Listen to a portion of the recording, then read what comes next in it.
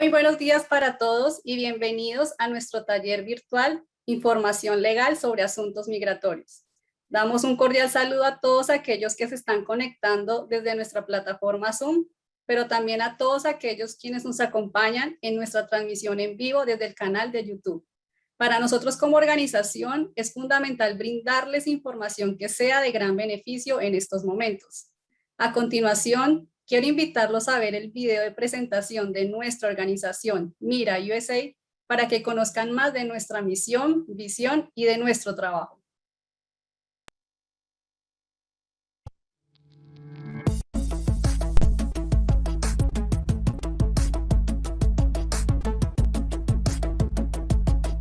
Nuestro propósito ha sido trabajar a favor de los demás.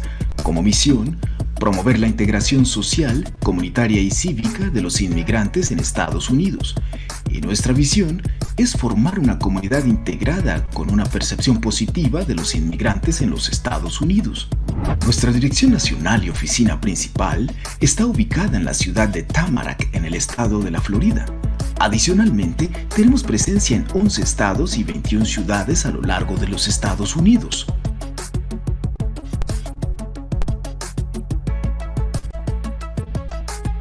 Nuestras labores se distribuyen en 4 diferentes programas, de los cuales se despliegan una gran variedad de actividades que ayudan a la comunidad inmigrante. Programa de asistencia comunitaria, programa de educación financiera, alianza global y por último, programa de liderazgo juvenil.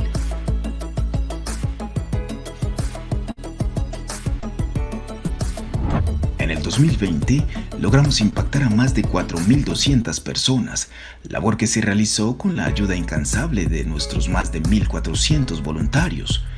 Realizamos 46 talleres virtuales, 7 talleres presenciales y 2 jornadas de instalación de alarmas, beneficiando a 300 familias y socializamos más de 200 temas de interés comunitario a través de nuestra sección numeral Mira USA Informa. Como resultado de nuestra ardua e incansable labor, muchas personas lograron obtener grandes beneficios y alcanzar sus logros propuestos. El resultado de nuestro compromiso y esfuerzo se ha visto reflejado en las sonrisas y satisfacción de las personas a las que hemos favorecido. La transición entre la crisis global que nos ha estado afectando no ha sido para nosotros un impedimento que limite el deseo de seguir sirviendo a la comunidad inmigrante a lo largo y ancho de los Estados Unidos. Mira USA. Ayudar nos mueve. Esta presentación y su contenido tienen como único propósito brindar información general, no proporcionar asesoría jurídica u opiniones por parte del presentador o de Mira USA Inc. Por favor, consulte con o contrate a un abogado calificado, un asesor fiscal y/o un asesor financiero para todos los temas expresados en esta presentación. Este evento está siendo grabado y puede ser publicado, distribuido y/o transmitido en televisión, radio, redes sociales y la Internet a nivel mundial. Al asistir, participar y permanecer en este evento, usted está dando su consentimiento a Mira USA Inc. para ser grabado en video o fotografiado y renuncia a cualquier reclamación relacionadas con el uso de su imagen. Ya que conocieron más de nuestra organización, voy a explicarles la metodología de nuestro taller. Para los que están conectados desde Zoom, en la parte inferior de sus pantallas encontrarán un botón con las letras Q&A o preguntas y respuestas en español. Allí ustedes podrán escribir todas sus preguntas y al finalizar la presentación nuestra panelista las estará contestando. Igualmente los que se encuentran por el canal de YouTube lo podrán hacer en la caja de comentarios. Ahora quiero invitarlos a conocer el perfil de nuestra panelista de hoy, Camila Pachón. Camila Pachón. La abogada Camila Pachón inmigró a Estados Unidos junto a su familia, desde la ciudad de Bogotá, Colombia. Y como todos los inmigrantes, tuvieron que vivir un proceso hasta lograr su ciudadanía. Esta experiencia la llevó a interesarse en obtener su título de abogada, para poder ayudar a otras personas a cumplir el sueño de vivir legalmente en este país. La abogada Pachón se graduó de la Universidad de la Florida Central con un título de Ciencias Políticas y Estudios Internacionales. Posteriormente, recibió su doctorado jurídico en la Universidad de la Florida y durante su trayectoria profesional ha concentrado su práctica exclusivamente con todo lo relacionado en las leyes de inmigración y naturalización. Además de trabajar en su firma de abogados, Camila también ha sido parte de la junta directiva de la Asociación de Abogados Hispanos de la Florida. Sin más preámbulos, le damos la bienvenida a nuestra panelista. Camila, bienvenida y gracias por acompañarnos el día de hoy. Buenos días, Sonia. Buenos días a todos los participantes. Muchísimas gracias por la invitación y pues por estar aquí presente este día sábado. Yo tengo una presentación que voy a compartir para ayudar en la presentación de todos los temas que vamos a hablar el día de hoy. Claro que sí. Ya puedes continuar. Perfecto. ¿Ven la presentación bien? Sí, sí la vemos. Ok, perfecto. Entonces, como mencionó Sonia, mi nombre es Camila Pachón, yo soy abogada de inmigración, soy inmigrante, originalmente soy de Colombia, de Bogotá. Tuve que pasar personalmente por todo este proceso migratorio. Entonces yo creo que el hecho de haber estado en este proceso me ayuda a relacionarme con los clientes, a entender qué tan estresante puede ser este proceso. Este es un gran país, pero la forma de inmigrar a este país es complicada, es difícil, es estresante. El día de hoy vamos a estar hablando acerca de ciertas actualizaciones. Durante la administración de Trump vimos muchísimos cambios en los procesos migratorios, en los beneficios, en el proceso de estos trámites. Y después, una vez termina la administración de Trump, ahora con la administración de Biden, se están intentando devolver a un tiempo pre-Trump en estos cambios. Entonces, primero tuvimos todos los cambios bajo Trump y ahora entonces estamos viendo que se están devolviendo algunos de estos cambios. Hubo muchas demandas, hubo muchos cambios y además encima de eso pues estamos ahora en medio de una pandemia. Entonces el propósito de hoy es vamos a estar hablando de algunos de estos cambios, de algunos de estos procesos y el impacto que ha tenido en esos procesos migratorios. Como mencionó Sonia, vamos a aceptar preguntas al final, pero por medio del Q&A usted puede hacer sus preguntas. A mí siempre me gusta empezar hablando acerca de los notarios y los paralegales. En nuestros países, como mencioné, yo soy colombiana. En mi país, para ser notario, una persona tiene que ser abogado primero y después se le da lo que se llama una notaría. Es una posición de prestigio para una persona que tiene un entrenamiento legal y una vez tiene ese entrenamiento es notario. Hay una diferencia muy grande entre un notario en nuestros países, en Centroamérica, en Latinoamérica, y un notario aquí en los Estados Unidos. Por ejemplo, yo soy notario, pero para ser notario aquí en este país, una persona nada más toma un curso de un par de horas, usualmente por internet.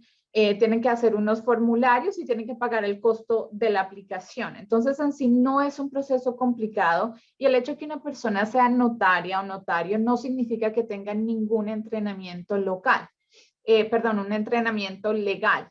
Un notario no le puede dar a usted ningún tipo de aconsejamiento o asesoramiento legal. Esto es ilegal. Entonces, muchas veces la persona dice, no, pero es que yo fui a un notario y el notario me ayudó a llenar estos formularios. Usted lo que tiene que entender es que un notario no necesariamente tiene un entrenamiento legal. Igualmente con los paralegales. Por lo menos en el estado de la Florida no hay ninguna agencia que regule a los paralegales. Un paralegal, una persona puede levantarse un día y decir, yo soy paralegal, y no hay nadie que de verdad está chequeando qué estudio, qué educación tiene esta persona. Para ser un abogado aquí en los Estados Unidos, una persona tiene que graduarse del equivalente a un bachelor, que es una profesión de 4 años, tiene que tomar unos exámenes y después si lo aceptan en una universidad para estudiar leyes o estudiar derecho, tiene que completar 3 años. Después de esos 3 años, tiene que presentar un examen del estado en el cual quiere ejercer y si pasa ese examen se le da una licencia. Todos los abogados tienen que tener licencia de algún estado. Ahora, la ley migratoria es ley federal. Entonces, una persona que es abogado en otro estado puede practicar, puede ejercer en diferentes estados, ya que la ley es federal y aplica de la misma forma por todos los Estados Unidos. Ahora, si usted tiene algún problema con un abogado, si un abogado no hace su trabajo, usted tiene el derecho de reportar a ese abogado al bar del estado en el cual se tiene esta licencia. Los abogados tienen que registrarse y pagar cada año y estas entidades entonces hacen un monitoreo de los abogados y pueden abrir una investigación en caso, por ejemplo, que el abogado haya cometido un error. Hay una forma en la cual usted puede protegerse. Entonces la pregunta que yo siempre le hago a la gente es, ¿a quién le quiere confiar usted su futuro y el futuro de su familia? A mí me gusta poner esto, yo sé que es bastante información, pero es importante que usted entienda que si es demasiado bueno, probablemente no es cierto. Entonces, por ejemplo, si a usted alguien le está diciendo, mire, yo conozco a alguien en inmigración y yo tengo una palanca, como decimos los colombianos, yo sé de alguien que le va a conseguir a usted papeles porque ellos saben de un proceso nuevo, de una ley nueva que va a salir. No crea en esas personas. Las cosas no funcionan de esta forma aquí en los Estados Unidos. Si usted tiene una consulta con un abogado, usted está en todo su derecho de decirle a ese abogado, abogado, ¿en qué estado tiene usted licencia? Déjeme ver su licencia. Asegúrese de meterse a internet. Ahora, con todo esto de las plataformas, las redes sociales, en Google, usted puede buscar un abogado y ver qué reseñas tiene este abogado de otros clientes. Asegúrese que al contratar a alguien usted está firmando un contrato. Ese contrato especifica qué va a hacer esta persona por usted, cuánto dinero va a pagar usted. Asegúrese de no firmar formularios en blanco. Asegúrese de exigir prueba que el proceso que este abogado está haciendo por usted de verdad se esté presentando inmigración. No les puedo decir el número de veces que la gente dice, no, yo fui donde un señor, él me dijo que era abogado, yo le pagué $5,000 y después no lo volví a ver. Es su responsabilidad. Muchas veces la gente también firma papeles sin entender lo que está firmando.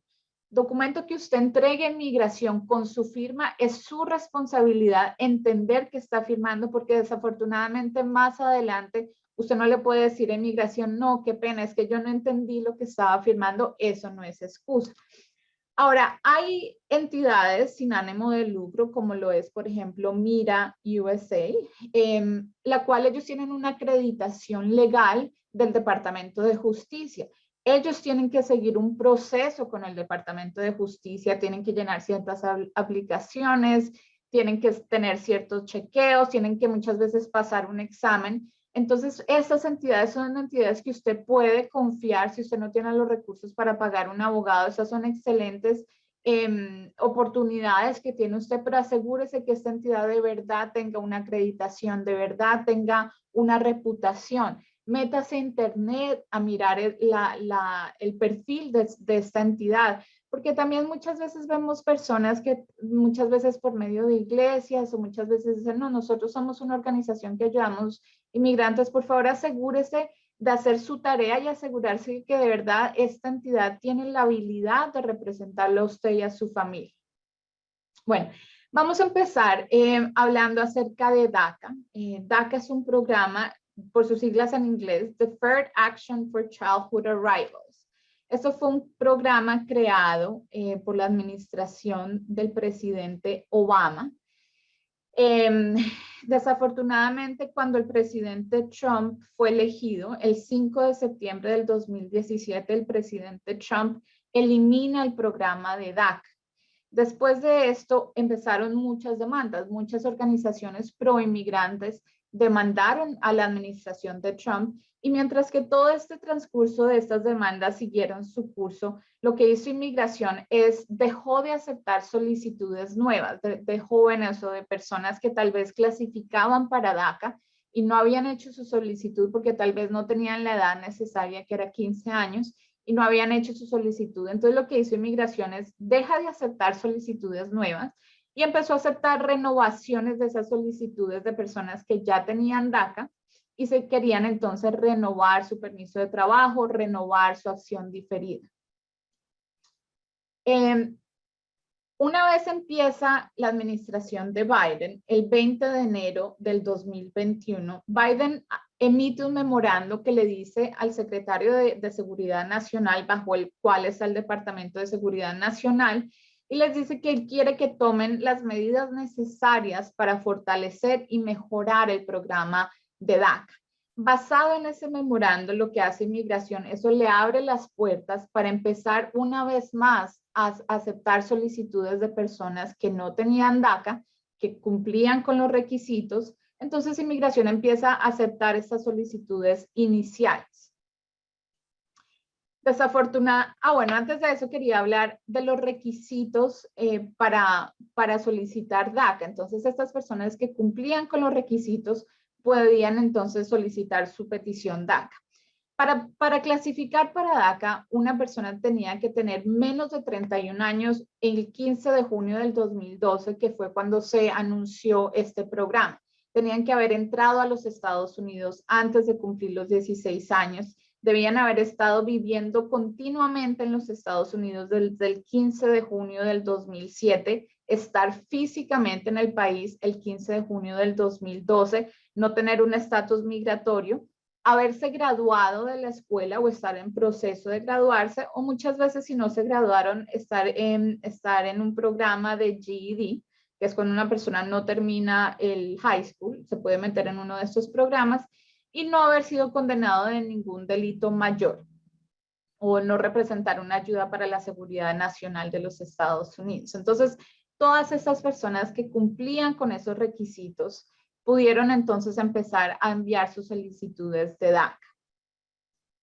Desafortunadamente, el 16 de julio de este año, una corte federal del estado de Texas determinó que el programa de DACA es un programa ilegal.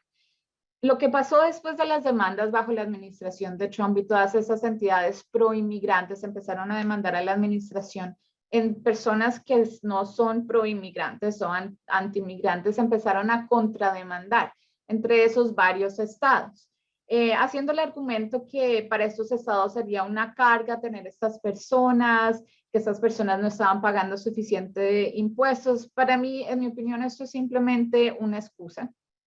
Entonces, este juez en el estado de Texas determina que la forma en la cual el presidente Obama creó el programa DACA fue una forma ilegal. Cuando se crean un programa de estos, las administraciones tienen que seguir unas regulaciones bajo una ley que se llama el Administrative Procedures Act. Por sus siglas en inglés se le llama el APA. Entonces, el juez determina que no se siguieron la forma debida, lo cual es muy interesante, porque antes de esta demanda, las demandas que habían hecho las entidades pro inmigrantes habían llegado hasta la Corte Suprema de Justicia. La Corte Suprema de Justicia determinó que la forma en la cual la administración de Trump había quitado el programa de DACA había sido de una forma ilegal. Todos los partícipes de estas demandas están de acuerdo que tanto Obama tenía el poder de crear el programa, como Trump tenía el poder de quitar el programa, pero la Corte Suprema determina que Trump, la forma en que se quitó el programa fue una forma arbitraria y caprichosa, que su administración no había justificado una razón válida para poder quitar el programa de DACA. Lo interesante ahora es que este juez del estado de Texas está diciendo que la forma en la cual el presidente Obama creó el programa fue una forma ilegal, bajo la misma ley.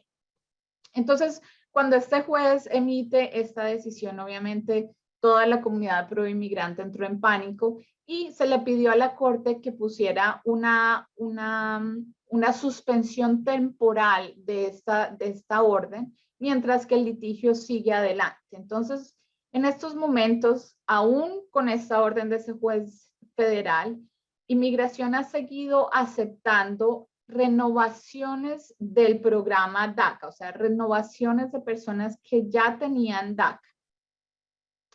Están aceptando peticiones de gente que no tenía DACA, solicitudes nuevas, pero no van a poder emitir una decisión en esos casos. Entonces, aceptan esas solicitudes, pero no se sabe qué va a pasar. Se van a quedar con esas solicitudes hasta que se resuelvan todas estas demandas contra demandas.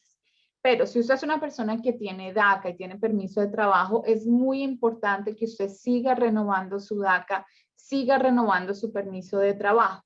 En cuanto a las personas que no clasificaban o que no habían sometido esas solicitudes y están haciendo ahora solicitudes iniciales, se puede hacer, pero con el entendimiento que hay un riesgo de que usted esté perdiendo su dinero, porque no sabemos qué va a pasar con estas demandas, no sabemos qué va a pasar en el futuro con el programa de DACA, y puede que usted pague los costos, pague un abogado o pague una entidad sin ánimo de lucro que le ayude con este proceso, y esas solicitudes van a quedar congeladas una vez más hasta que no se decidan estos casos.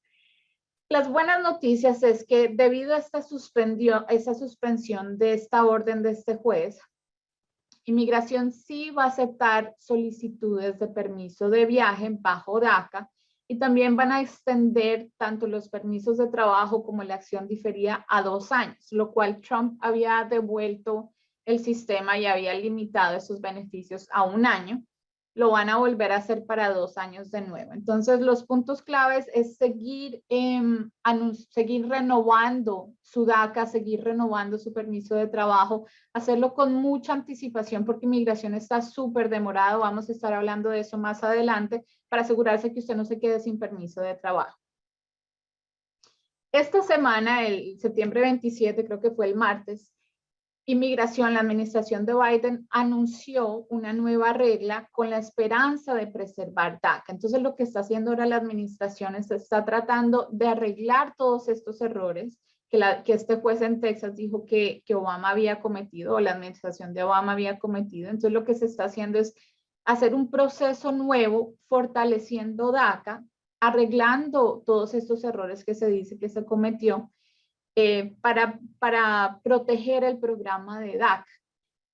Yo sé que hay muchas organizaciones, hubo cierta confusión porque esta regla tiene más de 250 páginas y había confusión en la comunidad porque pensaron que se les iba a quitar el permiso de trabajo. Eso no es cierto. En sí el programa de DACA sigue siendo el mismo. Los requisitos de los cuales hablamos siguen siendo los mismos.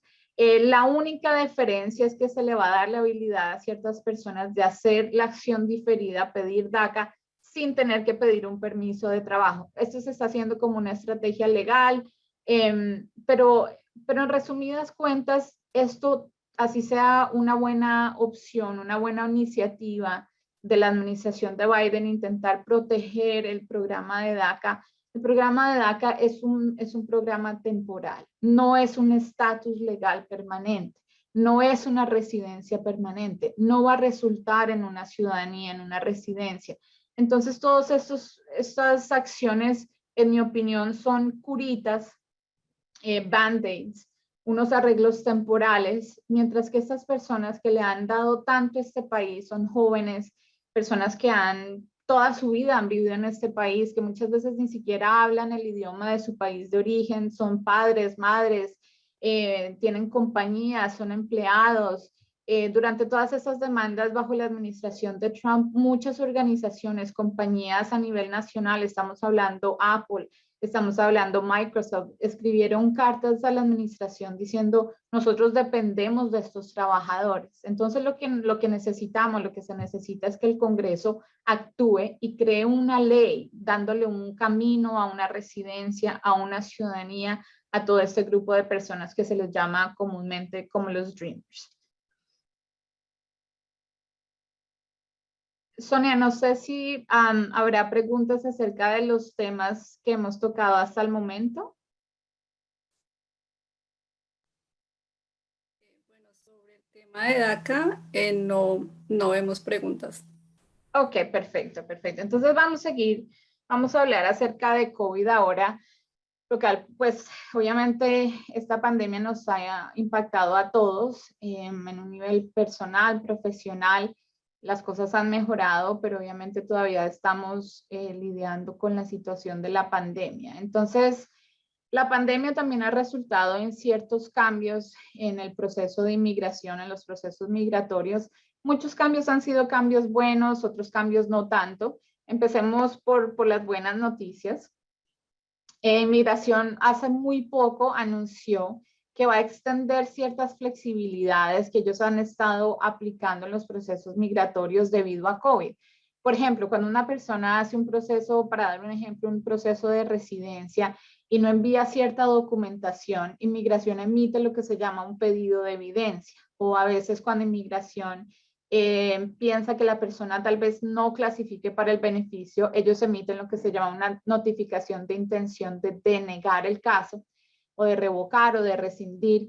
Entonces, inmigración lo que ha estado haciendo es ampliando estas fechas límites siempre y cuando usted haya recibido estos documentos que se mencionan aquí en la presentación entre el 1 de marzo y el 15 de enero del 2022. Entonces, si usted recibió, por ejemplo, un pedido de evidencia entre esta ventana de marzo del 2020 al 15 de enero del 2022, usted tiene 60 días adicionales para entonces contestar esta petición de inmigración. Obviamente, la idea es que usted conteste lo más pronto posible, pero en ciertas circunstancias, para darles un ejemplo, por ejemplo, aquí en mi oficina, si usted tal vez ha tenido algún problema con la ley en el pasado y está pidiendo los récords certificados de estas cortes, ahorita está bien complicado porque las cortes, muchísimas de ellas, las cortes estatales están trabajando virtualmente o con personal limitado y se ha vuelto un poco complicado conseguir estos récords. Entonces, usted ahora tiene 60 días adicionales para contestar entonces a estos pedidos. ¿Qué otros cambios han habido en cuanto a COVID?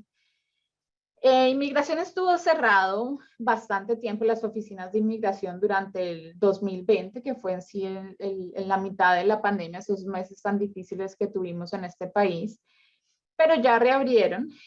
Obviamente, debido a todas esas demoras, muchísimas de las oficinas están súper demoradas, los casos se están demorando muchísimo más de lo que se demoraban anteriormente.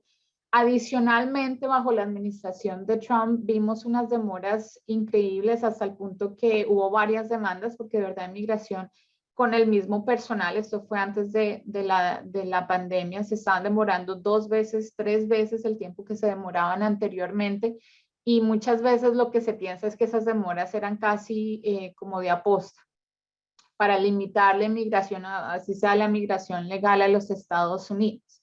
Entonces, ya que las oficinas reabrieron, lo que se están haciendo localmente, las oficinas están intentando limitar el número de personas que están asistiendo a las oficinas de inmigración, obviamente para proteger al público y proteger a los oficiales de inmigración.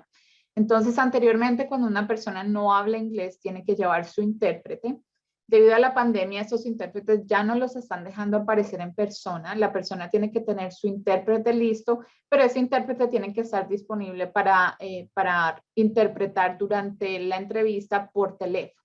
Entonces, es importante que usted llene los papeles necesarios para su intérprete antes de esa cita y se presente con esos papeles. También están dejando a los abogados presentarse por teléfono. En mi opinión, a mí no me gusta hacerlo por teléfono porque es diferente cuando usted tiene un abogado presente durante su entrevista. Al llegar a las oficinas de inmigración, usted solo puede entrar a la oficina 15 minutos antes. En el pasado se podía llegar horas antes, pero ahora solamente están dejando 15 minutos antes y solamente pueden estar presentes las personas necesarias para la entrevista. Por ejemplo, si usted tiene niños, ya no se le permite a los niños entrar. Es importante que usted lleve su propia mascarilla, que lleve su propio bolígrafo, esfero. Le van a tomar la temperatura para asegurarse que usted no tiene fiebre. En algunas oficinas, por ejemplo en Tampa, muchas veces nos hacen preguntas acerca de si usted tiene síntomas. Si usted ha estado por fuera de los Estados Unidos, sea el país que sea en los últimos 10 días, no lo van a dejar entrar. Por protección, una vez más, si usted ha estado expuesto, si por ejemplo también lo han enviado a cuarentena o si usted ha tenido contacto obviamente con alguna persona que haya sido infectada, no puede entrar a las oficinas. Las buenas noticias es que Migración está siendo flexible en cuanto a cambiar las citas. Anteriormente ellos eran muy exigentes, muy estrictos. Si una persona necesitaba cambiar una cita, usted de verdad tenía que tener una justificación y poder documentar esa justificación. Ahora pues el hecho de tener los síntomas es suficiente y usted puede llamar al 1-800 y explicar la situación y le van a cambiar su cita. Entonces, por favor, no sienta que usted tiene que aparecer. Si por ejemplo usted ha estado expuesto, es para su protección y la protección de otros. Usted puede cambiar su cita sin ningún tipo de penalización.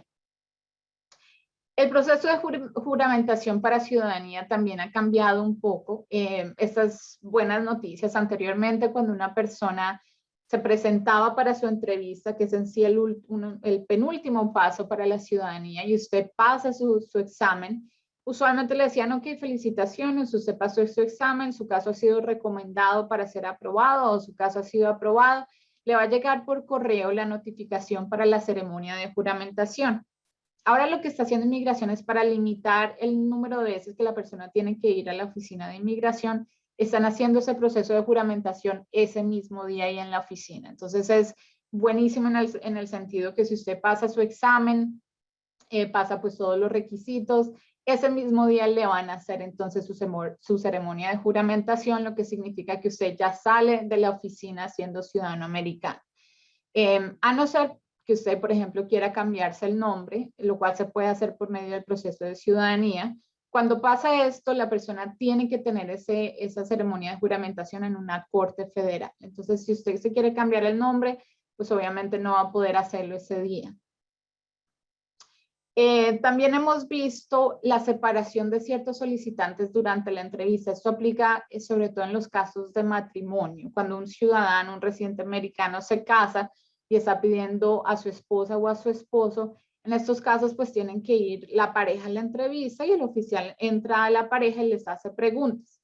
Durante la pandemia, como las oficinas de los oficiales de inmigración son un tanto pequeñas, ellos tienen lo que se llama el plexiglass, que es una barrera de protección, pero las oficinas son bien chiquitas, entonces muchos de ellos por preferencia lo que está haciendo está separando a la pareja, lo cual usualmente no se ve a no ser de que ellos estén haciendo lo que se llama una entrevista Stokes, que es una entrevista en la cual tal vez hayan dudas acerca de la validez del matrimonio, entonces se separa la pareja, se le hace una lista de preguntas a uno de ellos, después entra la otra persona y le hace las mismas preguntas y se comparan respuestas.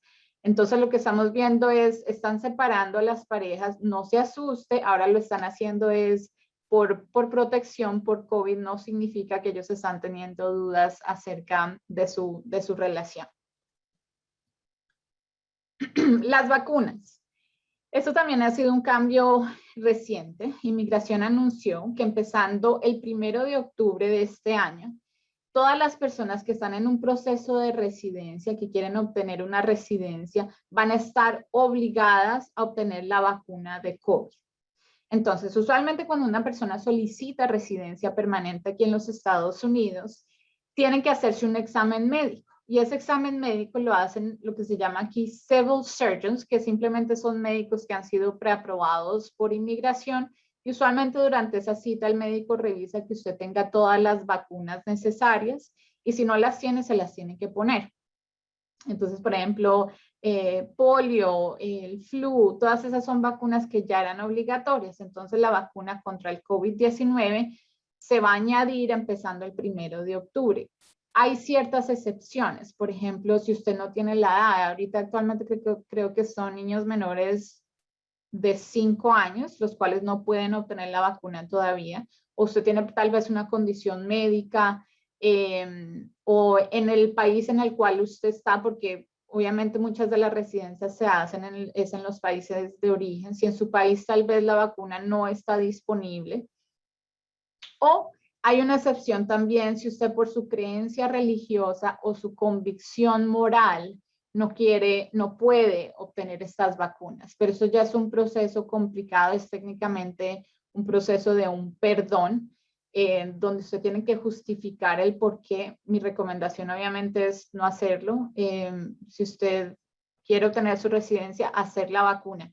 Aquí en mi oficina estamos viendo que aunque técnicamente eso empezó el día de ayer, muchas personas que tienen que ir a las embajadas a su entrevista para residencia, los médicos ya están pidiendo la vacuna, ni siquiera la están dando, sino están pidiendo que la persona ya tenga la vacuna. Entonces, si por ejemplo usted es una de estas personas que está haciendo un proceso de perdón y está aquí dentro de los Estados Unidos, pero tiene que salir para su entrevista en el extranjero, asegúrese que se ponga la vacuna antes de salir. Lo estamos viendo, por ejemplo, en México, en Ciudad Juárez. Muchos de mis clientes tienen que ir a Juárez a la entrevista En Juárez es bien complicado obtener la vacuna y el médico le está diciendo, no tenemos la vacuna, si usted no tiene la vacuna, no le puedo dar su examen médico.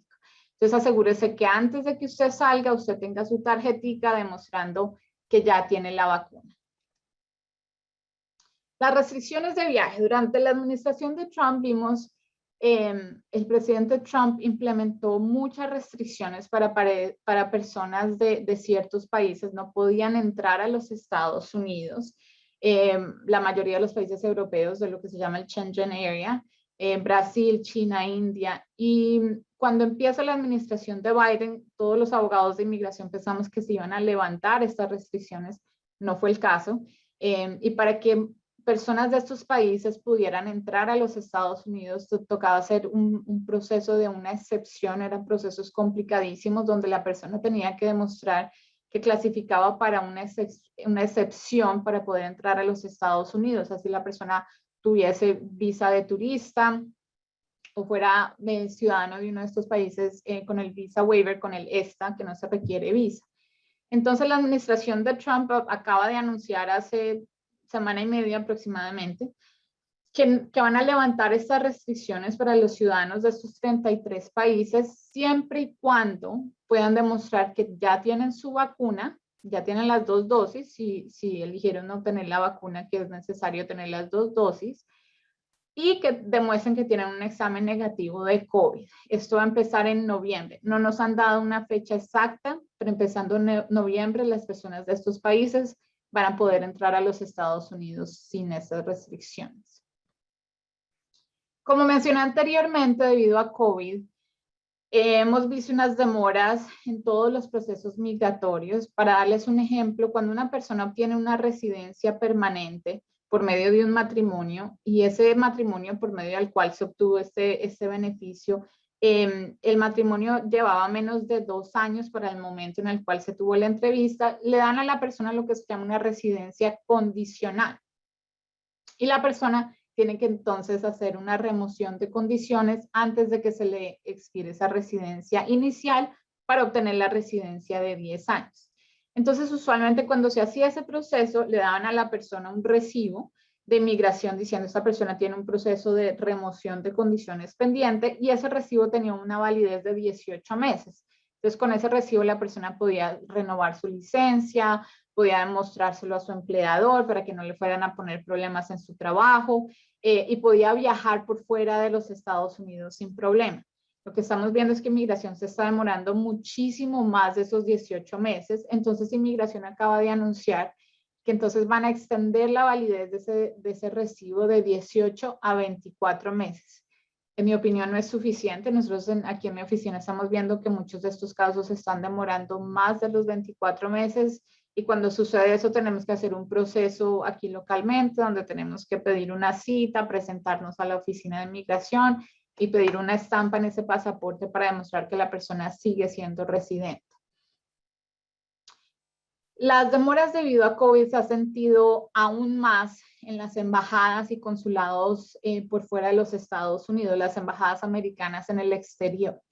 Durante todo el 2020, prácticamente la mayoría de embajadas cerraron completamente debido a COVID y muchos del personal de estas embajadas tuvieron que devolverse a los Estados Unidos por el riesgo a sus familias. Entonces, las embajadas ya reabrieron. Muchas están sujetas a las restricciones del país en el cual donde están, pero la mayoría ya están trabajando. Les puedo decir en cuanto a Centroamérica, Suramérica, todas ya reabrieron, pero están trabajando con personal limitado. Tienen que adelantarse de todo ese trabajo del 2020, de todas las citas que tuvieron que cancelar para el 2020, las tienen que reprogramar. Hay muchas familias que están separadas, que tenían cita en el 2020, le cancelaron su cita y hasta el día de hoy ni siquiera se las han reprogramado. Entonces, lo que hizo el Departamento de Estado, que es la entidad bajo la cual están las embajadas, creó un sistema de prioridades. Entonces, actualmente se le está dando prioridad a los casos de familiares de residentes y ciudadanos americanos para poder facilitarle a estas familias poder estar juntas de nuevo. lo cual es excelente, pero eso ha resultado en un impacto en el otro tipo de visas. Estamos hablando en las visas de trabajo, en las visas de inversionista, en las visas de turista. Para darles un ejemplo, ahorita la Embajada Americana en Bogotá no nos está dando citas para visas de inversionistas, y para visas de turista nos están dando cita para finales del 2022, principios del 2023. Entonces, esto es debido a la pandemia. Esperamos que las cosas mejoren con esto de las vacunas y demás, pero hasta el momento tenemos que tener paciencia. Sonia, ¿cómo vamos con las preguntas? Nada hasta el momento de los temas que hemos tocado. Tenemos una pregunta sobre DACA. Un asistente nos dice, por favor, nos da de nuevo los años en que se clasifican para DACA. ¿Los requisitos? Por favor, nos da de nuevo los años en que se clasifican para DACA. A ver, los años de la persona tienen que haber entrado a los Estados Unidos antes de junio del 2012. Tienen que haber tenido menos de 31 años a la fecha y tienen que haber entrado a los Estados Unidos antes de los 16 años. Esos requisitos, si ustedes van a la página de inmigración uscis.gov, la página de inmigración, la del gobierno, y buscan en la caja de búsqueda DACA, ahí especifica los requisitos muy claramente y hay una opción para español. Entonces sí, yo sé que es bastante información, son bastantes requisitos, pero si se mete a esa página, ahí le va a especificar todos los requisitos para DACA. Y si quieres ahorita al final, puedo poner ese slide en mi pantalla para refrescar la memoria también. Por el momento no, más preguntas. Ok, perfecto. Entonces ahora vamos a hablar acerca de los procesos de deportación. Durante la administración de Trump vimos un incremento grandísimo en los procesos de deportación, porque desafortunadamente bajo la administración de Obama había creado un sistema de prioridades donde se estaba intentando concentrar en poner a personas de deportación que tenían un récord criminal serio. La administración de Trump elimina esas prioridades, prácticamente diciendo que cualquier persona en los Estados Unidos, independientemente de cuánto tiempo llevaba en el país, de su condición médica, si tenía hijos o no, ciudadanos, familiares ciudadanos, no importaba, todo el mundo era prioridad para deportación. Entonces vimos un incremento salvaje en los casos de inmigración. Y muchos de los poderes que tenían tanto los fiscales, que es pues los abogados que representan al gobierno en los procesos de inmigración, tanto como los jueces, se les quitó muchísimo poder. A los jueces de inmigración se les empezó a poner una presión, se les dieron cuotas diciendo que tenían que decidir cierto número de casos al mes, y si no se cumplían con esos casos, pues los impactaba en sus beneficios de retiro, de vacaciones y demás. Entonces, las canas que me ven fue por haber trabajado en inmigración durante la administración de Trump. Ahora, bajo la administración de Biden entonces trajo de nuevo estas prioridades por medio de lo que se llama Prosecutorial Discretion, PD por sus siglas en inglés. Eso se llama, en español significa como una discreción de fiscalía, una discreción de proceso. Esto existe en todas las agencias de los Estados Unidos, en todas las fiscalías, en todas las entidades que se encargan de juzgar casos. Este poder se le da a estas entidades, en este caso una vez más a los abogados que representan al gobierno en los procesos de inmigración, porque simplemente el gobierno de los Estados Unidos no tiene los recursos para deportar a todas las personas que están indocumentadas en el país. Estamos hablando que son más de 12 millones de personas indocumentadas. Esos son los números que se tienen, pero obviamente esos números probablemente son mucho más altos. Y el gobierno simplemente no tiene la habilidad de poner en deportación a todo el mundo. Entonces, este proceso se crea para crear un sistema donde se va a escoger qué recursos se van a gastar y en qué recursos se van a gastar estos procesos. Entonces, se le da el poder a la fiscalía de determinar lo que se llama aquí OPLA o el Office of Chief Counsel, y ellos deciden en qué casos van a seguir el proceso de deportación y en qué casos no. Entonces, ¿cuáles son los tipos de prosecutorial discretion? ¿Qué son los tipos de PD? Entonces, los fiscales tienen el poder, por ejemplo, de completamente desestimar un caso de deportación. Si hay una persona en proceso de deportación, ellos tienen el poder de eliminar el proceso, cerrar el proceso, o tienen el poder de cerrar el caso administrativamente. Ellos tienen el poder también de extender el tiempo para una audiencia, pedir lo que se llama un continuance, un aplazamiento de esa audiencia. Si es una persona bajo detención, ellos tienen el poder de pedir que liberen a una persona, aunque puede que la persona esté sujeta a lo que se llama detención mandatoria, o simplemente decidir que a una persona no se le va a poner en un proceso de deportación. Esto es un beneficio excelente. Eso significa que todas las personas que están actualmente en un proceso de deportación tienen el derecho de pedirle a los fiscales que les cierren o que les eliminen, que le desestimen su caso de deportación. Ahora, es importante que usted entienda, por ejemplo, si usted es una persona que está en un proceso de deportación porque tiene un caso de asilo pendiente, usted tiene la habilidad de obtener un permiso de trabajo y de seguir renovando este permiso de trabajo mientras que su caso esté pendiente. Si usted pide que le desestimen el caso y le termina su proceso de deportación, usted ya no va a ser elegible para un permiso de trabajo. Ahora, si usted, por ejemplo, está en un proceso administrativo, un proceso de deportación y usted clasifica para DACA, o por ejemplo, se casó con un ciudadano, usted puede pedirle a la corte que le cierre el caso administrativamente y puede seguir renovando su permiso de trabajo. ¿Cuáles son los factores que ellos van a tener en cuenta? Prácticamente eso lo que tienen que hacer es convencer a los abogados del gobierno que usted no es el tipo de persona que amerita ser deportado de los Estados Unidos. Entonces usted va a demostrar, por ejemplo, el tiempo que lleva en los Estados Unidos, si usted tiene familia que son residentes o ciudadanos, si tal vez usted es dueño de negocio y está generando empleo, o usted es el responsable de mantener a su familia, usted tiene hijos ciudadanos, esposa ciudadana, o tal vez usted cuida de alguien que tiene alguna condición médica, o usted tiene una condición médica, o sus niños, o usted está bajo embarazo. Entonces, es la opción que usted tiene de demostrar el mejor caso posible para que este fiscal diga, sabe que esta persona no es el tipo de persona que los Estados Unidos debe gastar recursos, dinero en deportarle, porque esta persona merece estar en los Estados Unidos. Ahora, como ha pasado en los últimos ya que vamos 5 años, hubo una demanda. Entidades que no son pro inmigrantes demandaron diciendo que el presidente no tenía la habilidad de crear estos memorandos que en sí dan la opción de pedir PD. Y el 19 de agosto de este año, un juez en Texas tomó la decisión que en sí, en su opinión, el presidente no tenía la habilidad de implementar estos memorandos y por un momento entonces hizo que todos estos pedidos de PD se congelaran.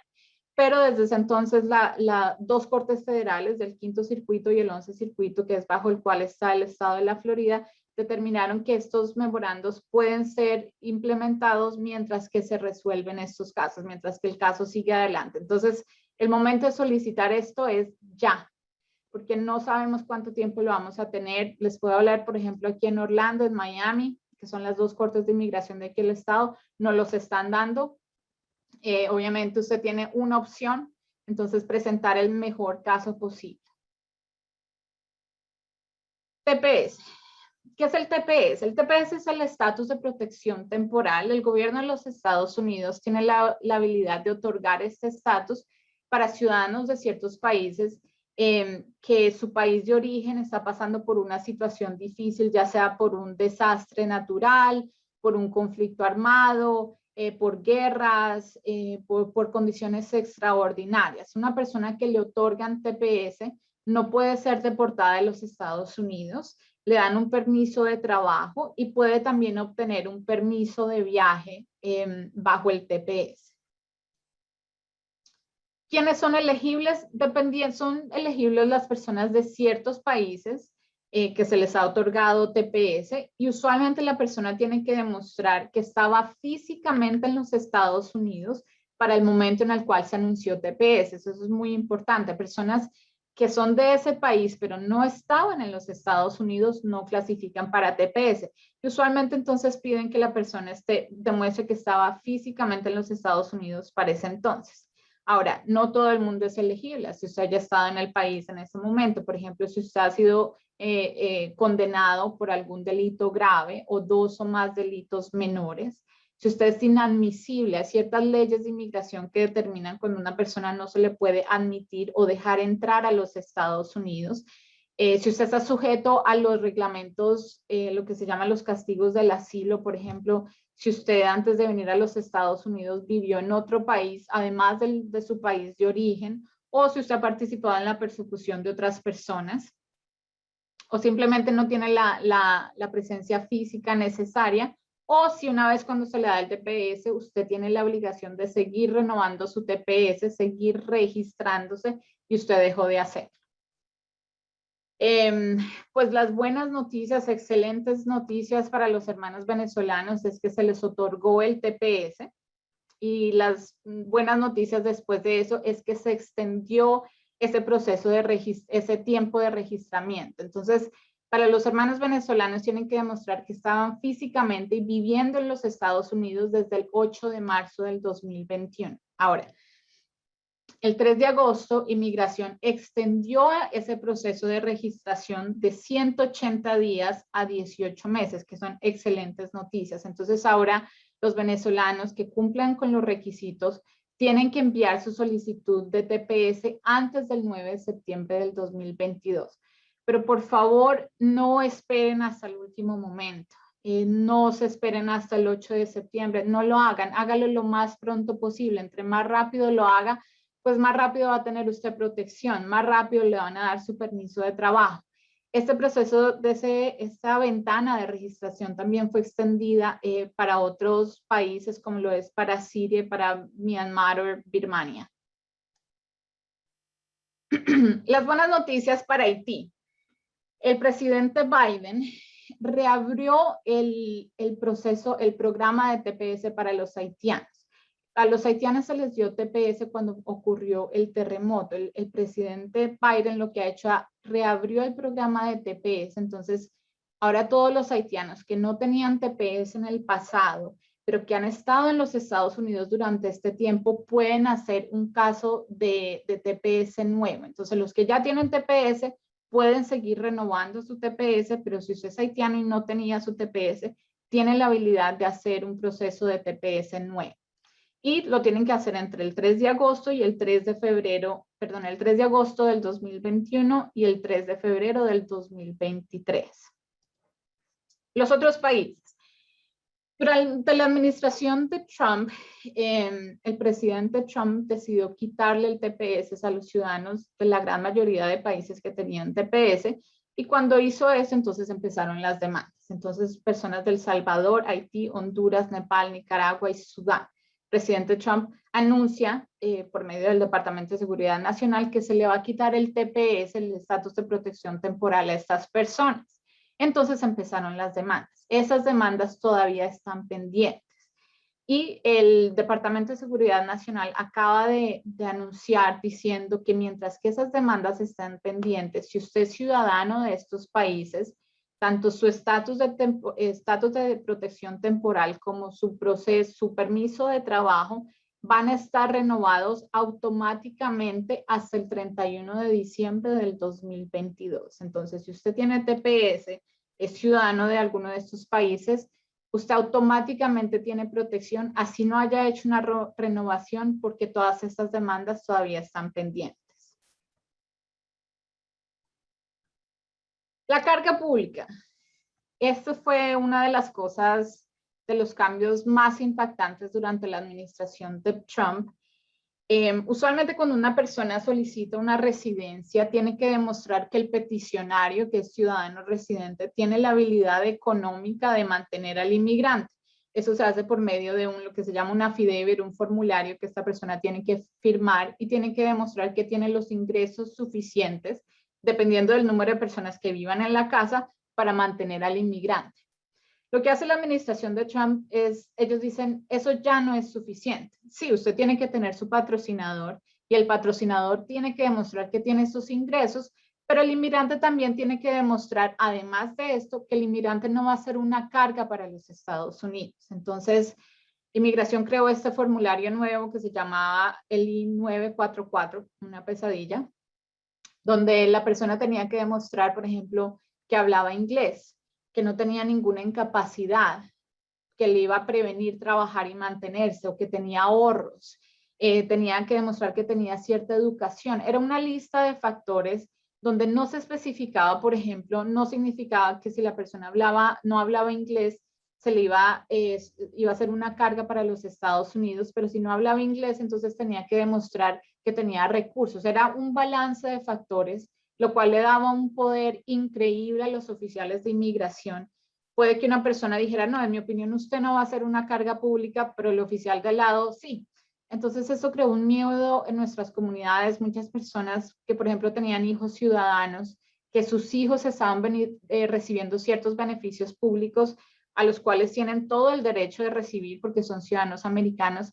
La familia, por miedo, dejó de pedir estos beneficios pensando que iba a tener un impacto en su proceso migratorio.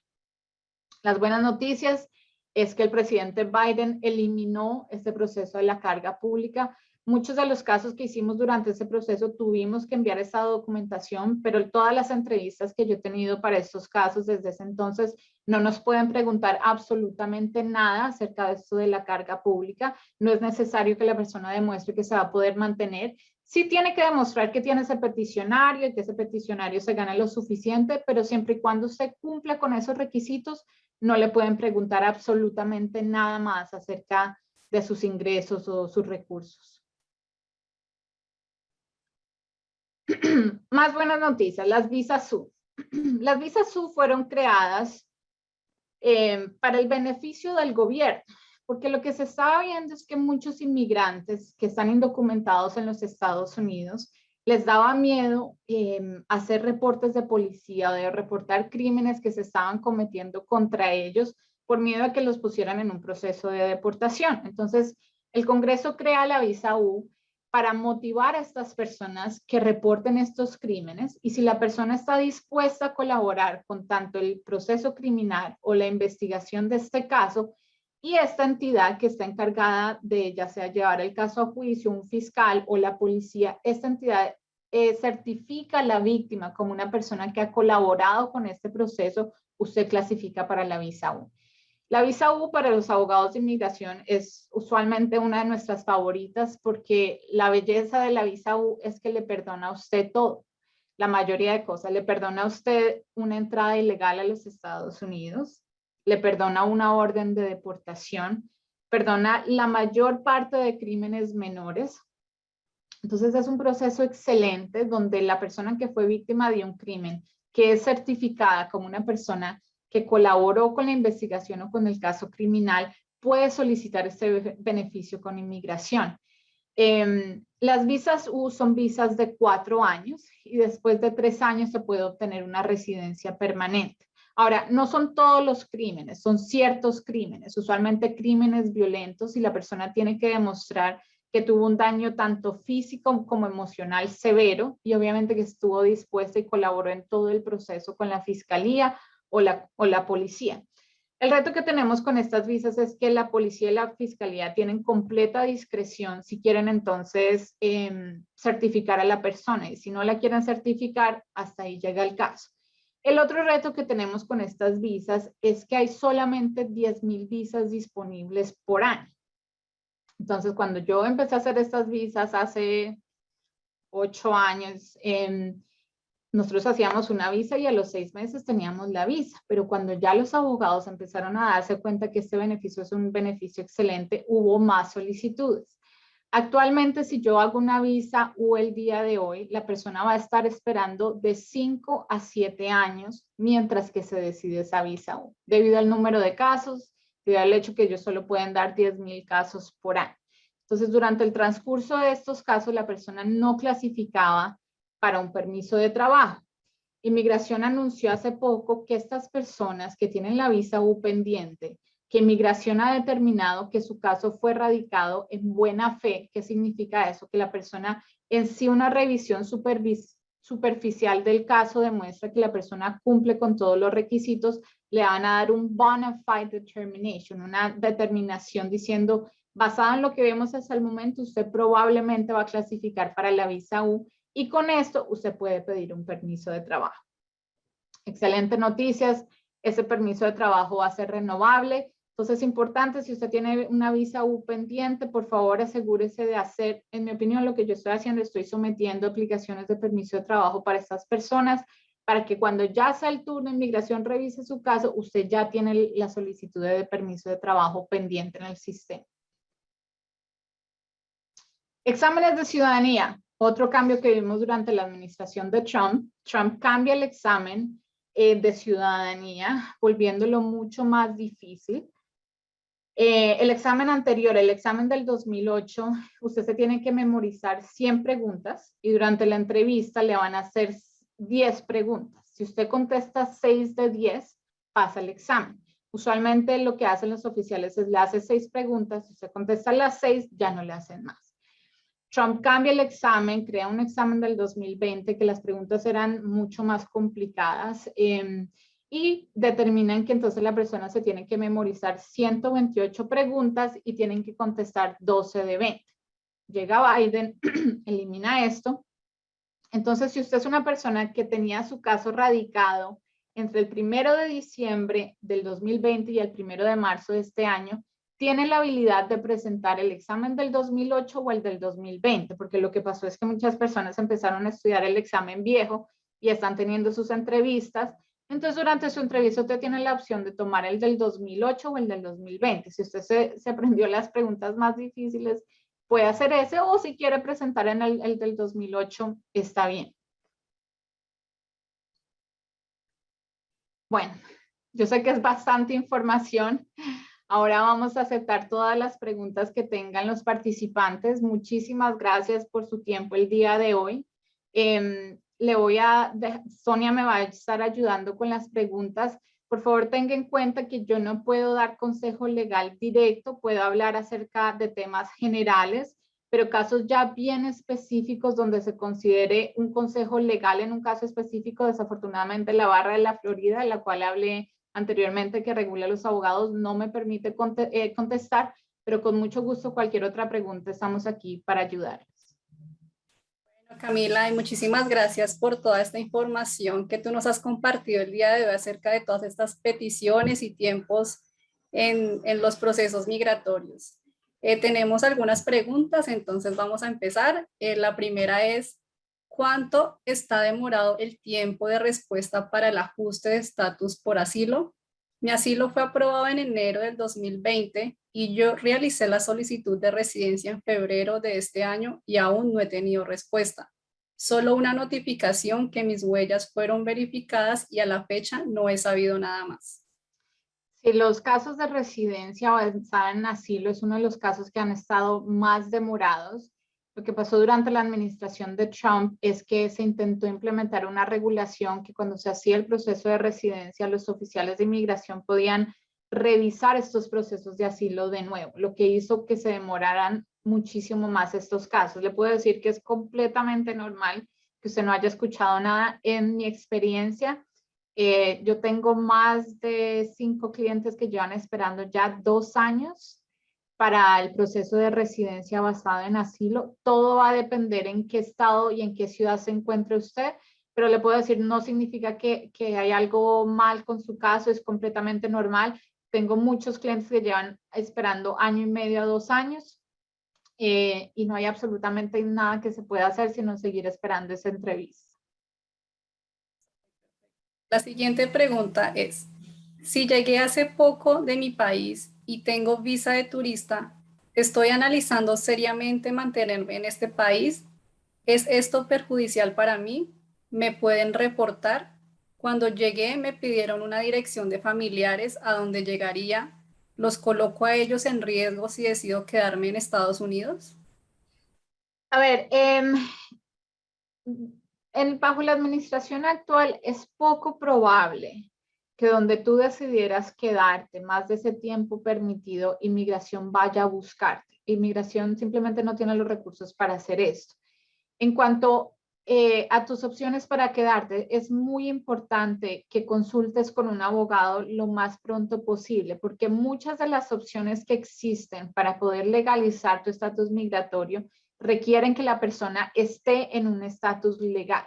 ¿Qué significa eso? Que, por ejemplo, la persona entra con su visa de turista, te dicen, ok, usted usualmente tiene 6 meses para quedarse aquí en el país. Si a ti se te pasa un día de esos 6 meses, eso elimina muchísimas opciones que hay para cambiar de estatus. Por ejemplo, donde tú quisieras cambiarte una visa de estudiante, nada más el hecho de estar aquí indocumentado un día va a prevenir que tú puedas hacer un cambio de estatus.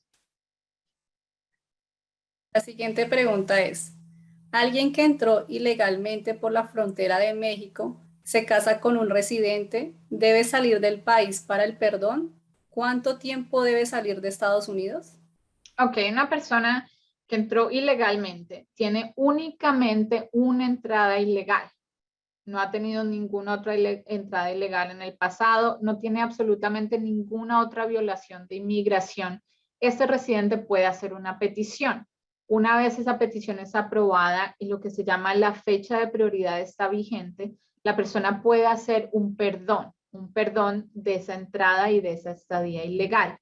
Ese perdón se puede tramitar aquí adentro de los Estados Unidos. Se está tardando un poquito más de un año en procesar. Antes de la pandemia se están demorando 8 meses, ahorita se están tardando más. Entonces la persona hace la petición, hace el perdón se hace aquí adentro de los Estados Unidos y una vez aprobado el perdón, mandan el caso al Centro Nacional de Visa y eventualmente a la Embajada Americana en su país. Usted no tiene que salir de los Estados Unidos hasta que no tenga su cita en la embajada en el exterior. Entonces usted sale, si se hicieron las cosas debidamente, si se hizo el proceso como se debe hacer, usted va a estar por fuera aproximadamente una semana, semana y media, va a tener su examen médico, sus huellas, su entrevista en la embajada y entonces ya entra como residente permanente. Entonces esos perdones, se llama el perdón provisional, es excelente porque la persona puede mantenerse en los Estados Unidos mientras que tramita su caso, pero es muy importante analizar el caso bien, que un abogado con experiencia lo haga, porque donde usted tenga cualquier otra violación de inmigración y usted sale, puede que le aprueben el perdón acá, pero usted sale y la embajada se da cuenta, por ejemplo, usted tuvo 2 entradas ilegales, se va a quedar por fuera. Entonces es importante que lo haga con un abogado con experiencia, que se asegure que usted clasifica para ese perdón y que no va a tener ningún problema en su país de origen cuando tenga su entrevista. La siguiente pregunta es la siguiente. En un proceso de asilo, ¿cuántos son los tiempos para ser residente ciudadano y cuánto tiempo para volver al país de origen?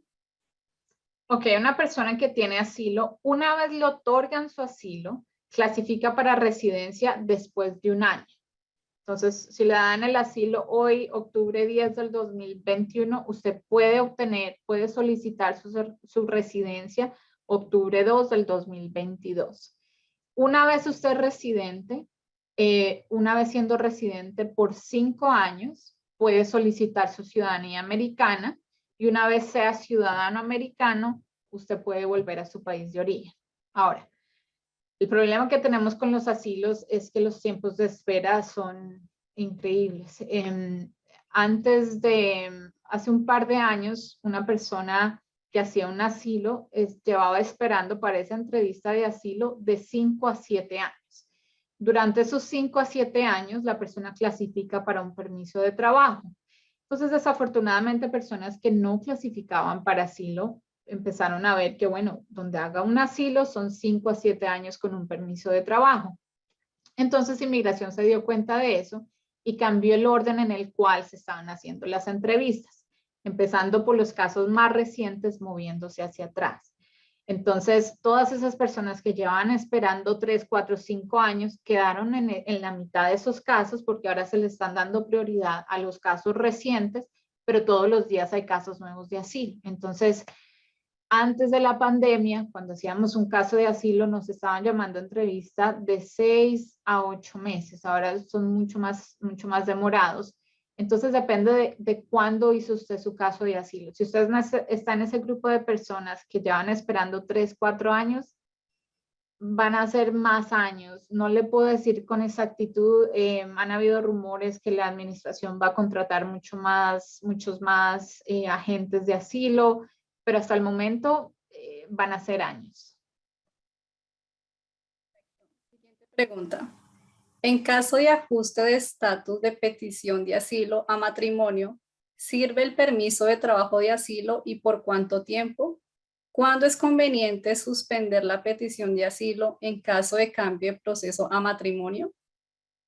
Ok, si usted tiene un caso de asilo pendiente y se casó con un ciudadano, usted debe tener los dos casos simultáneamente corriendo. Usted clasifica para permiso de trabajo por medio de la petición de matrimonio y por medio del asilo. Siempre y cuando los dos casos estén pendientes, usted puede usar cualquiera de los dos, el permiso de trabajo del asilo o el permiso de trabajo del matrimonio. Usted no debe sacar su petición de asilo hasta que no tenga residencia en mano. Porque en el momento en que usted quita ese proceso de asilo, Dios no lo quiera, usted tiene algún problema con su pareja y antes de que le den la residencia, esa relación termina, se queda sin una cosa y sin la otra. Entonces, hasta que usted no tenga residencia en mano, mi recomendación sería no quitar ese proceso de asilo.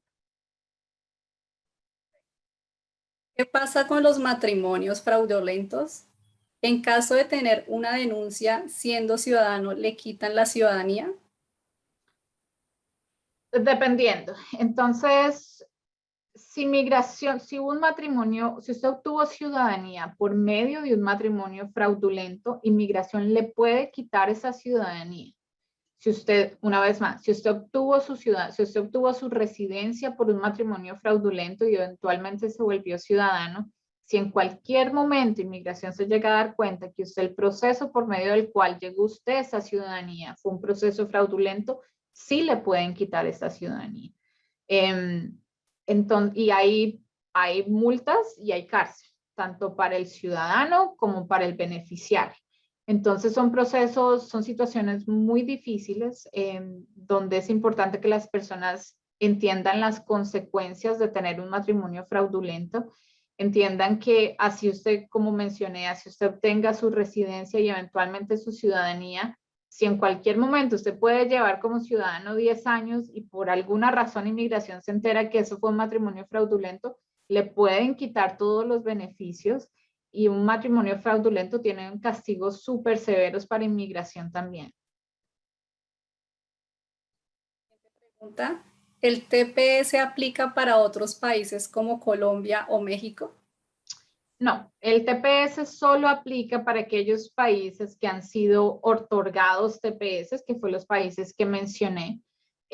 Actualmente, tanto Colombia como México no aplican para TPS. Usted tiene que ser ciudadano de uno de estos países. El más reciente que mencioné es Venezuela, pero de otra forma no clasificaría para TPS. Siguiente pregunta. El tener un hijo ciudadano y los padres están ilegales por más de 18 años, ¿pueden los padres aplicar a la legalización? Dependiendo de cómo entraron los padres al país. Entonces, si los padres entraron legalmente, por ejemplo, con una visa de turista, los hijos ciudadanos americanos, al cumplir 21 años, pueden pedir a los padres. Cuando un hijo ciudadano pide a un padre, los padres son considerados familiares inmediatos. Al ser un familiar inmediato, a inmigración solo le interesa que esa entrada inicial al país, así haya sido hace 20 años, 21 años, haya sido una entrada legal. Entonces, si usted tuvo una entrada legal, sí, su hijo ciudadano lo puede pedir y se puede hacer un proceso de residencia, obviamente siempre y cuando usted no tenga ninguna otra violación, no haya tenido ningún problema criminal, no haya estado en proceso de deportación, pero en términos generales sí. Pero si usted entró ilegalmente a los Estados Unidos y únicamente tiene ese familiar que es hijo ciudadano, usted necesita un perdón de esa entrada ilegal. Pero para ese perdón, usted tiene que demostrar que tiene una esposa o un esposo o un padre o una madre residente o ciudadano y tiene que demostrar que ese familiar sufriría una dificultad extrema. Entonces, si usted tiene el hijo, pero no tiene el padre o la madre o el esposo o la esposa ciudadano o residente, no va a clasificar para ese perdón y no va a poder obtener residencia permanente por medio de sus hijos. Buenos días, mi hija tiene residencia permanente y quiere pedirme. ¿Lo puede hacer ya o tiene que ser ciudadana? Tiene que ser ciudadano. Desafortunadamente los residentes no pueden pedir a sus padres. Tienen que esperar a ser ciudadano americano.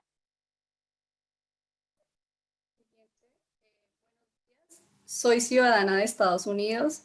Mi madre tiene visa de turista y vive en Colombia. Quiero empezar trámites para hacer la residencia de ella. Mi pregunta es, ¿ella puede estar en este país y quedarse mientras hacemos los trámites? ¿Por dónde debo empezar? Sí, una persona que es ciudadana y quiere pedir a su papá o a su mamá, como la señora en este caso, hay dos opciones. Se puede hacer la petición por medio, se hace la petición acá y eventualmente se hace el proceso por medio de la embajada, o si la persona está aquí en los Estados Unidos bajo una visa de turista, se puede hacer aquí el proceso adentro de los Estados Unidos.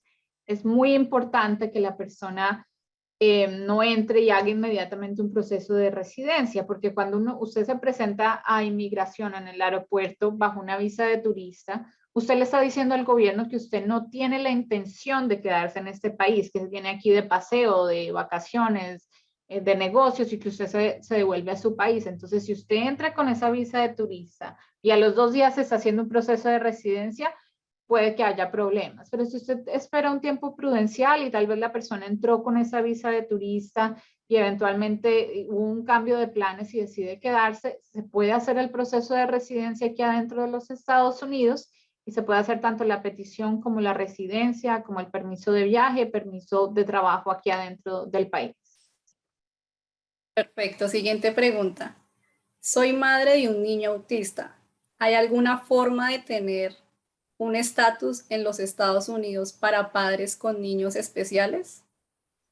Bueno, eso va a depender de su caso específicamente. Tendríamos que ver cómo entró al país, cuánto tiempo lleva acá, cuántas veces ha entrado, si tuvo estatus migratorio en algún momento.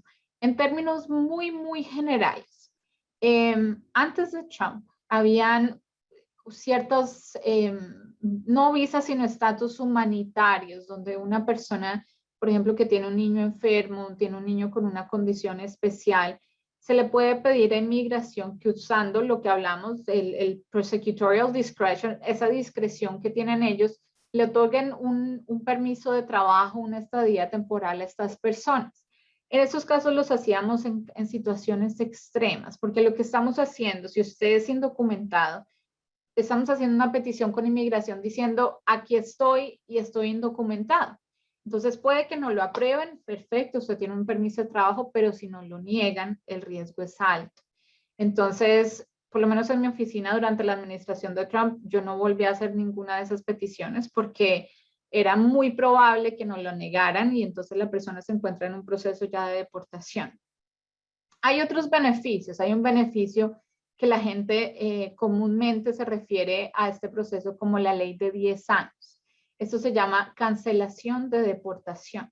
Es un proceso por medio del cual una persona puede obtener residencia permanente si puede demostrar que lleva en el país más de 10 años, es una persona de buen carácter moral, ha estado haciendo sus impuestos durante los últimos 10 años, pero el requisito más importante es que la persona demuestre que si la deportan, ese ciudadano residente, ese hijo ciudadano residente, sufriría una dificultad inusual, excepcional y extrema. Ese estándar es bastante alto, es un estándar donde usted tiene que demostrar que esa dificultad que ese ciudadano sufriría es muchísimo más alto de lo que sufre cualquier persona que le deportan un familiar. El reto de estos casos es que solamente un juez de inmigración le puede otorgar a usted ese beneficio. Entonces, usted tiene que estar en un proceso de deportación para poder pedir ese beneficio. Desafortunadamente, hay muchas personas que no entendían eso, personas inescrupulosas, para serles honestas, donde le decían a la gente, no, nosotros podemos simplemente conseguirle a usted la ley de 10 años, sin explicarle a la persona que lo que estaban haciendo era poniéndolo en un proceso de deportación. Entonces, perfecto. Lo ponen a usted en un proceso de deportación, si gana el caso es residencia, pero si pierde el caso es en orden de deportación. Entonces, esa ley de 10 años, la ley de cancelación de deportación, solo aplica si usted está en proceso de deportación. Entonces, Dios no lo quiera, si usted ya se encuentra en una situación donde está en un proceso de deportación, puede pedir ese beneficio. El tener un niño con una condición especial, como lo es autismo, sería un buen caso para pelear siempre y cuando usted cumpla con los otros requisitos. Pregunta: ¿cuáles son los pasos para obtener una visa de trabajo? ¿Pueden empresas pequeñas solicitar una visa para un contratista que usa el ITIN number? Muchas gracias. A ver, hay diferentes visas de trabajo, dependiendo de si la persona es profesional, dependiendo de la educación, de la experiencia de la persona. Para obtener una visa de trabajo, la persona tiene que tener un patrocinador, tiene que tener una compañía que esté dispuesta a hacer el proceso. Hay diferentes opciones. Está, por ejemplo, la visa H1B, que es una visa para personas profesionales, pero es importante entender, como una de las preguntas contesté, la persona no puede tener ni un día de estadía ilegal en los Estados Unidos para clasificar para esa visa. Y desafortunadamente solamente hay 65,000 visas disponibles por año. Entonces, Inmigración hace un sorteo que es completamente al azar. Hay otro proceso que lo usamos mucho aquí en la oficina porque no está sujeto a ese sistema de lotería, se llama una certificación laboral y no necesariamente es para personas profesionales. Es un proceso largo, es un proceso complicado, estamos hablando de un proceso de 2 años y medio aproximadamente, basado en los tiempos actuales, donde la empresa tiene que demostrar que necesita a alguien con cierta educación y cierta experiencia y no ha tenido la habilidad de conseguir un residente o ciudadano permanente que cumpla con esos requisitos y por eso necesita el inmigrante. El beneficio de este proceso es que le dan a usted residencia permanente, no es una visa. En cuanto a qué requisitos tiene esta compañía, la compañía tiene que demostrar que tiene la habilidad de pagarle a esa persona un salario justo, un salario que una persona con su educación y su experiencia se estaría ganando aquí en los Estados Unidos. Entonces, no es necesario que se tengan muchos empleados, no es necesario que sea una compañía muy grande, pero la compañía tiene que tener las ganancias suficientes para demostrar que le van a poder pagar un buen salario al inmigrante. ¿Cuánto tiempo es la espera para una solicitud familiar a un hermano de un ciudadano? Esa de las categorías más bajas, la más baja que hay. Actualmente estamos hablando de 12 a 15 años de espera. Entonces, durante esos 12 a 15 años, eso no le da la habilidad a la persona de estar adentro de los Estados Unidos. Si está dentro de los Estados Unidos, tiene que estar bajo otro estatus. Esos procesos se hacen es para que la persona espere su turno en su país de origen. Si una persona tiene DACA, ¿cómo puede cambiar su estatus si tiene familiares ciudadanos? Bueno, DACA, depende de la persona cuándo le dieron DACA. Una de las cosas, uno de los beneficios de DACA actualmente es que basado en el memorando nuevo, en las demandas y demás, Inmigración está aceptando los trámites de permiso de viaje. Entonces, si usted es una persona que tiene DACA y entró al país ilegalmente, usted puede tramitar un permiso de viaje, siempre y cuando usted tenga una justificación humanitaria, de educación o de trabajo. El beneficio de tramitar un permiso de viaje es que usted, al salir de los Estados Unidos y volver a entrar, ya su última entrada es una entrada legal. Entonces, si usted en el futuro se llegara a casar con una ciudadana o ciudadano, puede hacer un proceso de residencia sin tener que hacer un perdón.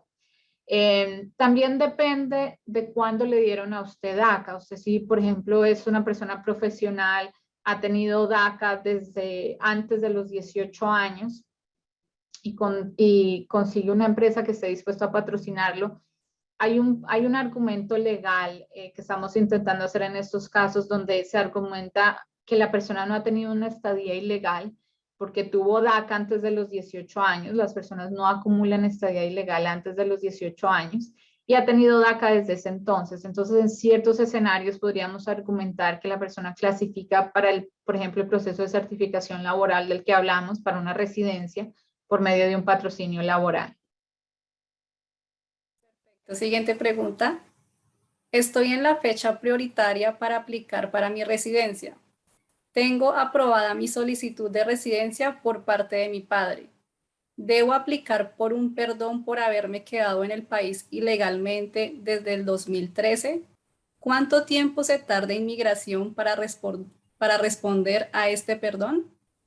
Sí, es necesario que apliques para el perdón, porque al ser hija de residente no eres considerada lo que se llama un familiar inmediato.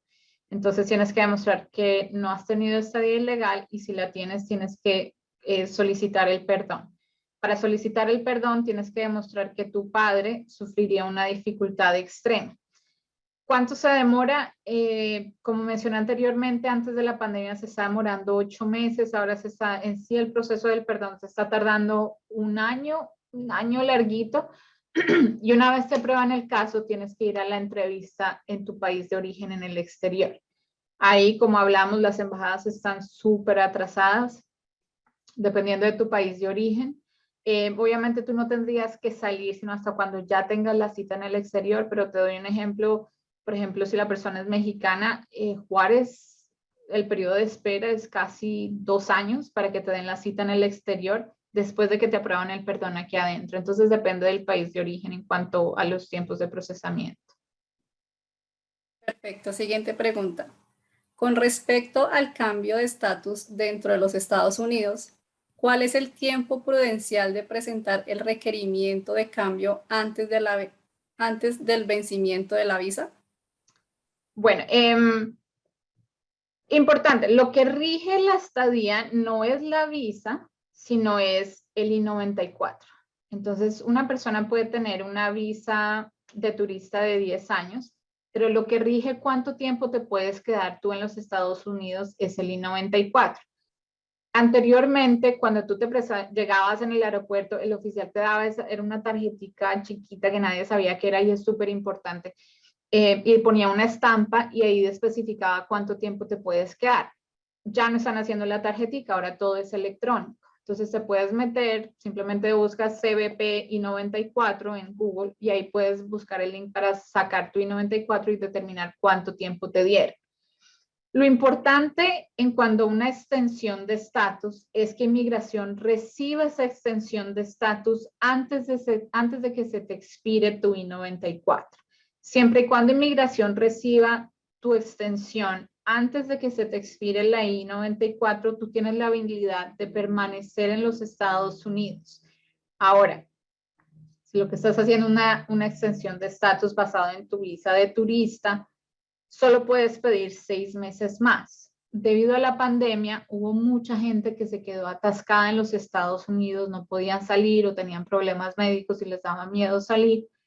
Entonces, inmigración tiene muchísimas solicitudes atrasadas. En mi experiencia, inmigración se está demorando más de los 6 meses que se están pidiendo en adjudicar estas solicitudes. Entonces, una vez más, siempre y cuando inmigración reciba tu caso, tu extensión, tu petición de extensión antes de que se te expire, tú puedes permanecer en los Estados Unidos. Pero si se cumplen los 6 meses y no has recibido respuesta, tú tienes que salir de los Estados Unidos, así no haya recibido respuesta, porque si te quedas más del tiempo, inmigración va a decir, ok, aprobamos su petición y usted tenía hasta enero 1 de quedarse en los Estados Unidos, pero si es febrero, de enero a febrero has estado acumulando estadía ilegal.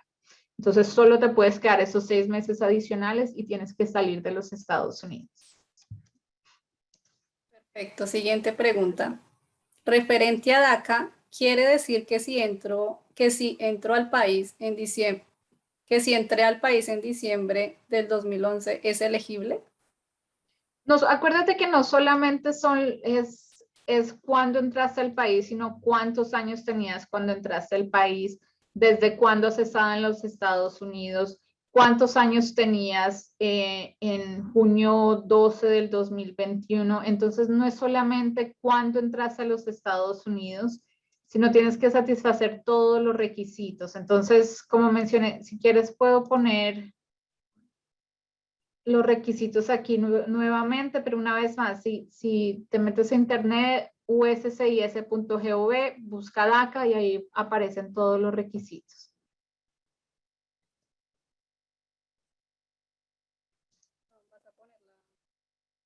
¿O continuamos? Sí, déjame si quieres lo comparto para que la gente vea.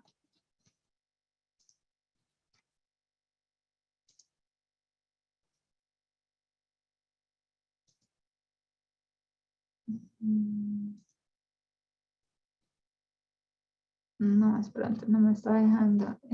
Tal vez tengo que...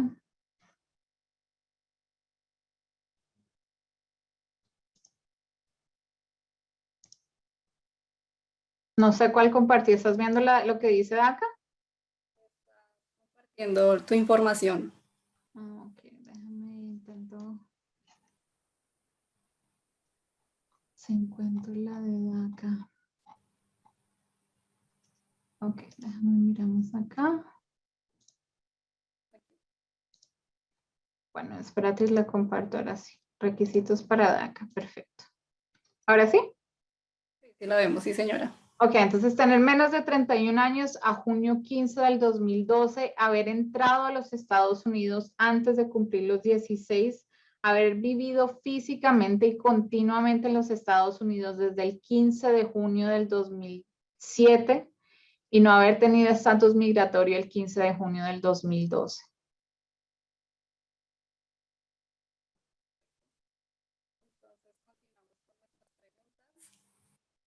Siguiente pregunta. Buenos días. Mi país está en el listado del TPS. Por lo tanto, ¿podría pedir TPS estando por fuera de los Estados Unidos en este momento o debería ingresar a los Estados Unidos legalmente y pedir el TPS? Para pedir TPS, la persona debía haber estado en los Estados Unidos en el momento en el cual se anunció el TPS para el país. Entonces, si usted está por fuera de los Estados Unidos, significa que no estaba aquí adentro cuando se anunció el TPS. Desafortunadamente, no clasificaría para TPS así entrara legalmente a los Estados Unidos. A no ser de que usted fuera, no, ni siquiera haitiano, no. Desafortunadamente no clasifica para TPS al estar por fuera de los Estados Unidos. Pregunta, ¿cuándo se debe pedir cita para renovar la visa de turista? ¿Cuándo se vence o cuánto tiempo antes de vencerse?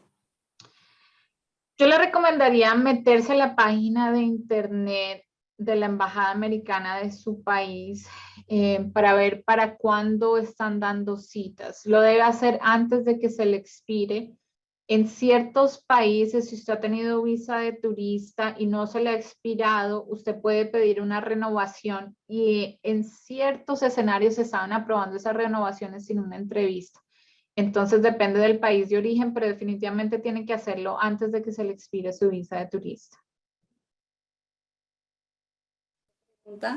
Yo entré ilegalmente hace 17 años y tengo una hija de 16. Entonces, ¿cuándo podría aplicar para un perdón? Eso es de lo que ya hablamos. Ese fue el caso, esa pregunta ya le contestamos. Si entró ilegalmente a los Estados Unidos, usted solo clasifica para residencia. Si usted tiene una esposa, un esposo, padre o madre residente o ciudadano, y usted puede demostrar que este familiar sufriría una dificultad extrema donde usted le llegaran a deportar. El hecho de tener usted un hijo ciudadano americano, si usted entró ilegalmente, así este hijo o hija ya cumple los 21 años, si usted no tiene ese familiar que lo clasifique a usted para el perdón, desafortunadamente no va a clasificar para residencia permanente, a no ser de que usted clasifique para una ley que se llama la 245I, que es que usted tenía una petición radicada antes de abril del 2001, lo cual le perdona su entrada ilegal. Peticionarios de asilo que salieron a estudiar a Europa sin permiso, ¿pueden regresar y retornar el estatus? A ver, no sé si entiendo la pregunta correctamente, pero si usted estaba en los Estados Unidos con un proceso de asilo pendiente y salió, usted abandonó ese proceso de asilo. Entonces usted no puede regresar al país bajo ese mismo proceso de asilo. Y para serle honesta, si usted lo que hizo, por ejemplo, es entró al país con una visa de turista, pidió asilo. En el momento en que usted pide asilo, esa visa de turista queda revocada, porque para la visa de turista usted tiene que demostrar que no tiene el interés o la intención de permanecer en los Estados Unidos permanentemente. Al hacer el asilo, eso es exactamente lo que dijo, que quería permanecer en los Estados Unidos permanentemente. Entonces, al salir, usted abandona el proceso de asilo, ya no tiene la visa de turista y no puede regresar a los Estados Unidos, a no ser de que tramitara una visa nueva, pero al haber tenido un caso de asilo pendiente, es poco probable que le den una visa de turista nueva. Ya tenemos nuestra última pregunta del día de hoy. Como dueño de empresa con un ITIN number, ¿puedo aplicar a una visa de trabajo o necesariamente tiene que ser otra empresa? Para una visa de trabajo es necesario tener otro patrocinador. Usted no se puede pedir a sí mismo. Ahora, hay otras opciones. Hay visas de inversionistas, por ejemplo, la visa E2. Si usted es ciudadano de un país que tiene un tratado con los Estados Unidos y usted ha hecho una inversión sustancial en un negocio en este país, usted puede clasificar para una visa de inversionista. Pero esta visa E2 es una visa de inversión. Solo clasifican personas de ciertos países. Por ejemplo, los colombianos clasifican, los argentinos clasifican, mexicanos, venezolanos no. Entonces depende del país de origen. Pero muy importante, como para la mayoría de visas, usted no puede haber estado ni un día indocumentado en el país. Entonces, si usted está indocumentado en el país, así tenga una empresa muy exitosa, desafortunadamente no clasificaría para la visa de inversionista. Camila, nuevamente queremos agradecerte por haber aceptado nuestra invitación y antes de que te despidas, queremos que nos des algún tip final de acuerdo a las peticiones, a los tiempos, a las demoras. Sí, por favor, infórmese. Es su responsabilidad informarse. Los colombianos decimos lo barato sale caro. Por favor, no le dé el futuro suyo, el futuro de su familia a una persona que no tiene la experiencia. Como usted ve, los procesos migratorios están cambiando casi semanalmente por todas estas demandas que hubo. Hay cambios semanales. No tuvimos el tiempo, pero por ejemplo, una decisión del Quinto Circuito que va a ayudar a muchas personas que tienen una orden de deportación en ausencia. Entonces, es importante que usted haga una consulta con un abogado de inmigración con experiencia. En mi opinión, un abogado que se concentre en la práctica de inmigración porque es una de las prácticas más complicadas que hay en el país para mantenerse al día de todos los cambios. Entonces, asegúrese que la persona a la cual usted le está dando su futuro y el futuro de su familia es una persona que de verdad sepa del tema y que sea honesto con usted. Porque en muchas ocasiones, sí, la forma de emigrar a los Estados Unidos, las opciones son bien limitadas. Entonces, muchas veces las personas van a consultar a la persona que les vaya a decir lo que quieren escuchar y esa no es la situación. Asegúrese que la persona es una persona honesta, profesional, con experiencia. Búsquelo por internet, asegúrese que tenga buenos reviews, que sea un buen abogado, porque una vez más es su futuro y el futuro de su familia. Perfecto, Camila, realmente es un consejo que debemos tener en cuenta todos los inmigrantes en los Estados Unidos. Y bueno, ya nos despedimos. Camila, muchísimas gracias. Y a continuación, quiero invitarlos a ver el video de nuestro programa de asistencia en inmigración. Veamos.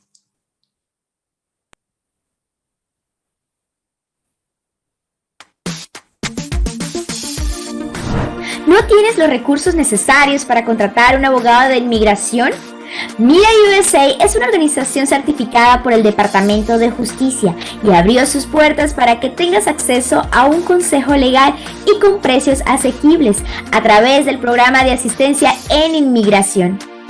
Te brindaremos asesoría legal en los siguientes procesos: asistencia de ciudadanía, acción diferida DACA, TPS, servicios de reunificación familiar, tales como peticiones familiares, ajuste de estado y proceso consular, servicios humanitarios, tales como Ley VAWA y Visa U, para personas que han sido víctimas en los Estados Unidos, entre otros.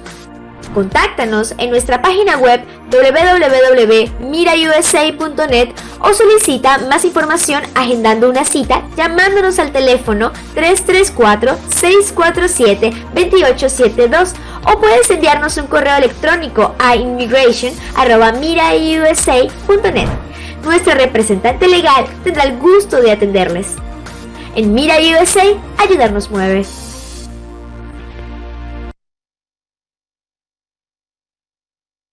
Queremos agradecerle a todos ustedes por su participación y asistencia el día de hoy. No olviden seguirnos en nuestras redes sociales, donde nos podrán encontrar como @MiraUSAoficial y suscribirse a nuestro canal de YouTube. También pueden visitar nuestra página web www.mirausa.net para conocer más de nuestros próximos talleres y todo el trabajo que realizamos para ustedes, los inmigrantes en los Estados Unidos.